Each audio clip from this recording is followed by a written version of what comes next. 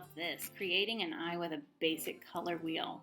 So we're going to put our name on our big paper. We're going to trace this plate that has notches. The notches are very important, so make sure you identify them. Then we're going to take something straight like this paintbrush and we're going to make 3 lines going from notch to notch in half. We're going to label our color wheel just like you see there, and now we're going to paint. We're going to start with yellow, then we're going to swishy swish our brush, paint the red, and then we're going to add a little yellow to the red, and that's going to give us orange. Now I'm blending in between with my colors. You don't have to do this, but you can if you want.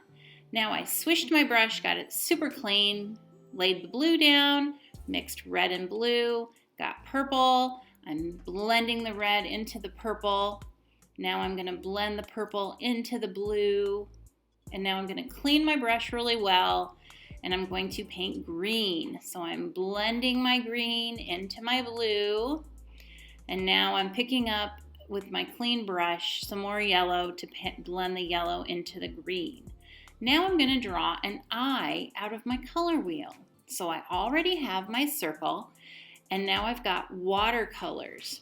So you'll notice that I have a new brush because brushes for paint are just like brushes for your hair and your teeth. And you wouldn't want to brush your teeth with your hairbrush. Your mouth just isn't that big. So I've put my tempera paintbrush away. I've got a big fluffy watercolor brush that holds lots of water. And I'm doing some painting of the whites of the eyeball and the skin around. Now for the whites of the eyeball, you'll notice I laid water down first, and then I just put a little bit of color around the edge. And then I'm taking my great big watercolor brush, I'm putting a bunch of water in my pan where my fingers are, and I'm mixing up some browns over there. And now I'm going back in and just putting a little bit of detail with a more concentrated water, because the more water you have with your paint, the lighter it gets.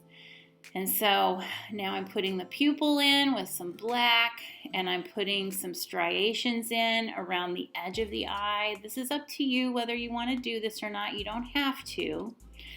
And so then once I've done that, I'm going to show you what it looks like when it dries. So this is a dry example of an eyeball, and I'm making my pupil even more black, and I'm putting even more detail that's even darker in, just to get that good contrast of dark versus light. Okay, so I'm just adding a little bit more on day 2.